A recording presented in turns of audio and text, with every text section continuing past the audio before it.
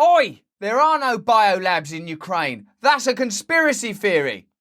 There's biological research facilities, but that's completely different. Hello there, you 5.2 million awakening wonders. Thank you for joining us on this glorious caravan to truth. Yes, there's complication on the way. Yes, there's personal and collective pain. But awakening ain't easy, not individually and certainly not as a society. Today we're talking about Ukraine and the ongoing conjecture that there are bio-research facilities there. We read your comments, as you know. Many of you are like, talk about the biolabs, Russ, talk about the biolabs. Well, there's no confirmation that there are biolabs, but there are biological research facilities, which is entirely different and probably just a place where they like work on toothpaste and shampoo and other stuff that's vital that the Russians don't get their hands on. Before we get into the video, I want to tell you you can see me live in the UK in places like Carlisle, Plymouth, Glasgow, Bristol, Blackpool. This is all in the next few weeks. There's a link in the description if you want to come and see me live, be part of this. But without further ado, let's get into some news. This is from Glenn Greenwald, who you may remember broke the Edward Snowden story and therefore should be condemned to some kind of gulag as a right-wing fascist. Self-anointed fact-checkers in the US corporate press have spent 2 weeks mocking as disinformation and a false conspiracy theory the claim that Ukraine has biological weapons labs either alone or with US support. They never presented any evidence for their ruling. Me, you know, I've seen those stories and I've seen your comments below. Russell, talk about the biolabs. And I'm like, steady you lot, steady. You'll get us into trouble, biolabs. That's the last thing we need. We're just getting over the last wave of censorship.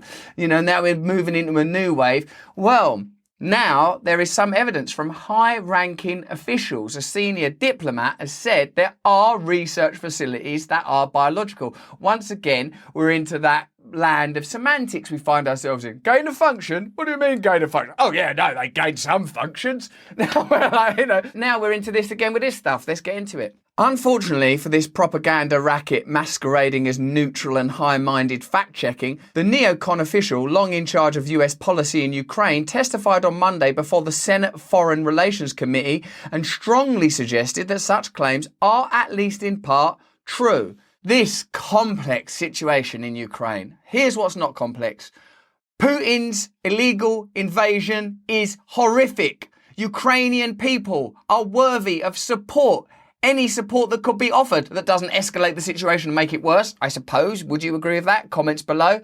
But this is merely an acknowledgement that something with this amount of historical depth, with this number of interests at play, has layers of complexity that are worthy of unpacking. And remember, explaining is not condoning. By explaining something, you're not condoning it. You're trying to understand it, trying to get a better perspective. Yesterday afternoon, Under-Secretary of State Victoria Nuland appeared before the Senate Foreign Relations Committee. Senator Marco Rubio, hoping to debunk growing claims that there are chemical weapons labs in Ukraine, asked Nuland, does Ukraine have chemical or biological weapons? Rubio undoubtedly expected a flat denial by Nuland, thus providing further proof that such speculation is dastardly fake news emanating from the Kremlin, the CCP and QAnon. Instead, Nuland did something completely uncharacteristic for her. For neocons, and for senior US foreign policy officials, for some reason, she told a version of the truth. Her answer visibly stunned Rubio, who as soon as he realised the damage she was doing to the US messaging campaign by telling the truth, interrupted her and demanded that she instead affirm that if a biological attack were to occur, everyone should be 100% sure that it was Russia who did it. Grateful for the life raft, Nuland told Rubio he was right. Now we can have a look at that with our own little eyes and with our own little minds. Assess who you're going to believe, the government or your own lying eyes, the mainstream media or your own ability to look at stuff and decide for yourself. Got to be the old government and media, hasn't it? I mean, they never let us down before. I only have a minute left. Let me ask you, does Ukraine have chemical or biological weapons? And this is where you say no, and we can carry on with our presumed narrative. Ukraine has biological research facilities. Oh, no, that's not good. Which, in fact, we are now quite concerned Russian forces may be seeking to gain control of.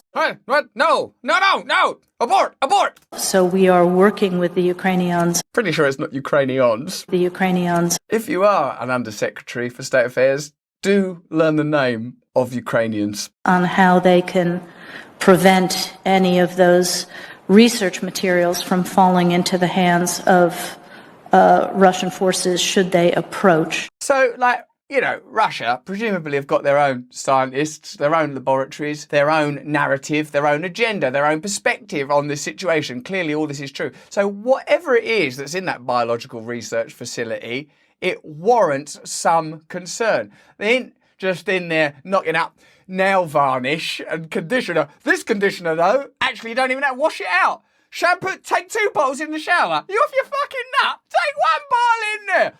Don't let Putin get his hands on that. We want him in the shower for as long as possible. Oh, no, I must apply the conditioner. This will take ages. How on earth will I annex Georgia? I'm sure you're aware that the Russian propaganda groups are already putting out there all kinds of information about how they've uncovered a plot by the Ukrainians to release biological weapons in the country and with NATO's coordination. That's like if something's gone wrong at a dinner party. Would you mind now if we don't talk about this till we get home, dear? Couldn't it possibly be that the Russians are just straightforward baddies and there's no complexity to this and we haven't been dabbling in matters in Ukraine that are potentially problematic? Let's not mention that Hunter Biden can't go 10 minutes without getting paid 50 grand by a Ukrainian energy company. We'll talk about this in the car. If there's a biological or chemical weapon incident or attack inside of Ukraine, is there any doubt in your mind that 100% it would be the Russians that would be behind it? He's even at that point sort of doing nods, isn't he? Like, with any doubt, it wouldn't be anyone else. Would it be the Russians? They're bad, ain't they? Russians, basically. Is there any doubt in your mind that 100% it would be the Russians that would be behind it? Did you see that film, Rocky IV? Who did you like best? Rocky?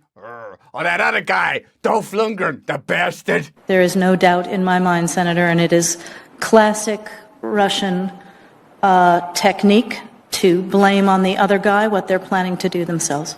Oh, unlike you lot, you lovely bunch of darlings. Please remember that even though this is a serious subject, we are permitted to apply a humorous lens to expose the ridiculousness and absurdity of the discourse that surrounds it. I'm certainly not making light of the tragic plight of people directly affected by war. We honour them with truth. Nuland's bizarre admission that Ukraine has biological research facilities that are dangerous enough to warrant concern that they could fall into Russian hands, ironically constituted more decisive evidence of the existence of such programs in Ukraine than what was offered in 2002 and 2003 to corroborate US allegations about Saddam's chemical and biological programs in Iraq. Wow, that's pretty interesting, isn't it? That in itself is a more cohesive and reliable piece of evidence, given that it comes from a high-ranking diplomat, than what mobilised action in Iraq.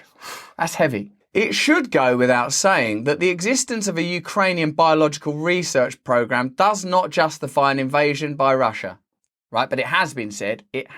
No one's doing that. So, look, let me know in the comments below if you think we're handling this sensitively enough. If we're getting across to you that we're not making light of the horror that's being experienced by Ukrainian people. Our sympathy could not be stronger. Neither are we neglecting to condemn Putin and the actions of Russia. We are simply trying to understand what's happening and resisting the simplifying propagandist narratives that we're offered elsewhere. Oh, those people are bad. It must be happening because they're bad people. Oh, that's really helpful. Soon we'll have this resolved. With our platitudinous idiocy, we're sure to reach a solution any day now. Let alone an attack as comprehensive and devastating as the one unfolding. No more than the existence of a similar biological program under Saddam would have rendered the 2003 US invasion of Iraq justifiable. But Nuland's confession does shed critical light on several important issues and raises vital questions that deserve answers. And what I suppose Greenwald does by drawing this comparison is helps us to recognise that there isn't a consistent set of values and principles that legitimise war, that legitimise attack. These principles and values shift according to what? According to what? It essentially seems that there's an underlying agenda or set of objectives that are being pursued, and that the values and principles shift to allow that avenue to be accessed. Any attempt to claim that Ukraine's biological facilities are just benign and standard medical labs is negated by Nuland's explicitly grave concern that Russian forces may be seeking to gain control of those facilities, and that the US government therefore is right this minute working with Ukrainians on how they can prevent any of those research materials from falling into the hands of Russian forces. The only reason to be quite concerned about these biological research facilities falling into Russian hands is if they contain sophisticated materials that Russian scientists have not yet developed on their own and which could be used for nefarious purposes, i.e. either advanced biological weapons or dual-use research that has potential to be weaponized. Now, let me point out at this stage that this is pure conjecture. There is no definitive evidence that there are bioweapons being developed, but what there appears to be, according to the video that you just saw with your own eyes, is American concern that the contents of those research facilities could end up in Russian hands. You just saw that. Why would that be? We're not saying there is. We're not saying there isn't. We're merely cataloguing that a person just said that. What is in those Ukrainian biological labs that makes them so worrisome and dangerous? And did the US assistance extend to the construction and development of the biological research facilities themselves? This might be a point where I would draw my own allusions to events in Wuhan, where we saw various shifts in the narrative that yet may reveal troubling origins to the coronavirus pandemic. I'm not saying they will. I'm saying that they could, that it's at least as likely. And an initial absolute flat denial of any involvement changing to reveal actual evidence of funding. So we should be aware that we're dealing with sophisticated and complex matters where the narrative may alter. And just blindly and immediately accepting the narrative that you're spoon-fed no longer seems prudent. It is very tempting to deal with the one thing that is clear. Ukrainian people shouldn't be suffering in this way. War is wrong. We all know that. But if we just put on the ribbon and stop thinking, we aren't really helping anybody, are we? For all the dismissive language used over the last 2 weeks by self-described fact-checkers, it is confirmed that the US has worked with Ukraine as recently as last year in the development of a biorisk management culture, international research partnerships, and partner capacity for enhanced biosecurity, biosafety, and biosurveillance measures. The US Embassy in Ukraine publicly boasted of its collaborative work with Ukraine to consolidate and secure pathogens and toxins of security concern and to continue to ensure Ukraine can detect and report outbreaks caused by dangerous pathogens before they pose security or stability threats. So again, it's a matter of public record that there is work taking place in those areas. I mean, how many times I just say biosecurity, biosafety, biosurveillance? Does sound a bit like bio research labs might be part of it. Then you add the detail that there is concern. This isn't conspiracy theory. This isn't trying to undermine the significance of Ukrainian suffering. This isn't endorsing Putin's actions. I recognise and I understand the temptation that a lot of people have to simplify these narratives. I don't want to think. I don't want life to be complicated. I want mummy and daddy to take care of it. Well, we're grown-ups now and we're going to deal with reality. We're going to accept complexity because otherwise we have to, guess what happens? You end up in a paternal, or in other words you might have heard lately, patriarchal state systems where you yield authority and just you lot handle it. Well, they're not handling it, are they? This joint US-Ukraine biological research is of course described by the State Department in the most unthreatening way possible. But that again prompts the question of why the US would be so gravely concerned about benign and common research falling into Russian hands. If these labs are merely designed to find a cure for cancer or create safety measures against pathogens, which by the way is the sort of thing you should be doing in labs, isn't it? You forget that. What are they doing? Oh, they're just humanising mice. What? Why don't they do something about cancer? No, we've got to get these mice nice and humanised. And also, why would you? Because, oh no, some harmless research might get into the hands of Russians. What does that matter? Doesn't matter. Why, in Nuland's mind, would it have anything to do with a biological and chemical weapons program in Ukraine? The indisputable reality is that despite long-standing international conventions banning development of biological weapons, all large, powerful countries conduct research that at the very least has the capacity to be converted into biological weapons. The work conducted under the guise of defensive research can and sometimes is easily converted into the banned weapons themselves. Recall that according to the FBI, the 2001 anthrax attacks that terrorized the nation came from a US Army research scientist, Dr. Bruce Ivins, working at the US Army's Infectious Disease Research Lab in Fort Detrick, Maryland. The claim was that the Army was merely conducting defensive research to find vaccines and other protections against weaponized anthrax, but to do so, the Army had to create highly weaponized anthrax strains, which Ivins then unleashed as a weapon. So while ostensibly that anthrax was being evolved and developed in order to create a defense for it, which I suppose is rational, if worrying, in reality what it led to was those materials being turned against the very people that,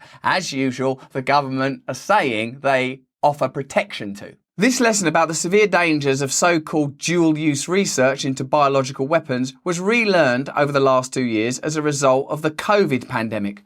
COVID. Oh yeah, I remember that. That was all the time, a minute ago. While the origins of that virus have not yet been proven with dispositive evidence, though remember, the fact checkers declared early on it was definitively established that it came from species jumping and that any suggestion of a lab leak was a conspiracy theory. Comments below, please. What is certain is that the Wuhan Institute of Virology was manipulating various coronavirus strains to make them more contagious and lethal. Do you want the good news or the bad news? Good news? It's pretty contagious, this coronavirus. Well, fuck's happened to that window? Yeah, that's the bad news. The justification was that doing so is necessary to study how vaccines could be developed, but regardless of intent, cultivating dangerous biological strains has the capacity to kill huge numbers of people. All of this illustrates that research that is classified as defensive can easily be converted, deliberately or otherwise, into extremely destructive biological weapons. At the very least, Nuland's surprising revelations reveal, yet again, just how heavily involved the US government is, and for years has been, in Ukraine. On the part of Russia's border, which US officials and scholars from across the spectrum have spent decades warning is the most sensitive and vulnerable for Moscow. It was Nuland herself, while working for Hillary Clinton and John Kerry's State Department under President Obama, who was heavily involved in what some call the 2014 revolution and others call the coup that resulted in a change of government in Ukraine from a Moscow-friendly regime to one far more favourable to the EU and the West. All of this took place as the Ukrainian energy company, Burisma,